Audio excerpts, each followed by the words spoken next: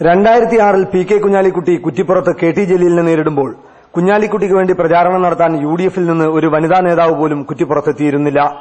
അന്ന് ഇടത് വലതുപക്ഷ ഭേദമന്യേ പി.കെ. കുഞ്ഞാലിക്കുട്ടിക്കെതിരെ പ്രതിഷേധവുമായി വനിതാ സംഘടനകളും പ്രവർത്തകരും സ്ത്രീ സമൂഹമാകെ തന്നെയും രംഗത്തെത്തുകയുമുണ്ടായി. ഐസ്ക്രീം സ്ത്രീപീഡനം സംബന്ധിച്ച് പി.കെ. കുഞ്ഞാലിക്കുട്ടിയെക്കുറിച്ച് റെജീന നടത്തിയ വെളിപ്പെടുത്തലുകളും അത് സ്ത്രീ സമൂഹത്തിനുണ്ടാക്കിയ അപമാനവുമായിരുന്നു ഇതിനു കാരണം.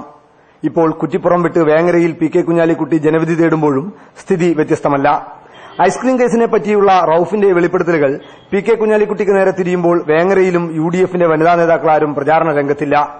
ഈ സന്ദർഭത്തിലാണ് കൂറുമാറ്റത്തിന്റെ പുതിയ പേരായ സിന്ധു ജോയ് പി.കെ. കുഞ്ഞാലിക്കുട്ടിക്ക് വേണ്ടി വേങ്ങരയിലെത്തിയത്. ഞാൻ മനസ്സിലാക്കുന്ന ഒരു കാര്യമുണ്ട്. ശ്രീ കുഞ്ഞാലിക്കുട്ടി സാഹിബ് വിജയിച്ചു കഴിഞ്ഞിരിക്കുന്നു. ഒരു എംഎൽഎ ആയി മാത്രമായിരിക്കില്ല അദ്ദേഹം ഈ മണ്ഡലത്തിലുണ്ടാകുക. അതിനും അപ്പുറത്തേക്ക് പ്രതീക്ഷിക്കാവുന്ന ഒരു വ്യക്തിയാണ്. മുൻ മന്ത്രിയാണ് അദ്ദേഹം.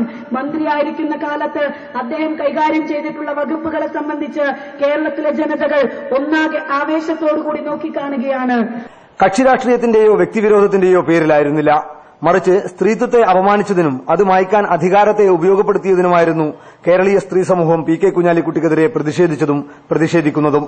ഈയൊരു നിലപാടിനെയാണ് സിന്ധു ജോയ് എന്ന പെൺകുട്ടി തന്റെ ശരീര സാന്നിധ്യം കൊണ്ട് അപമാനിച്ചത്.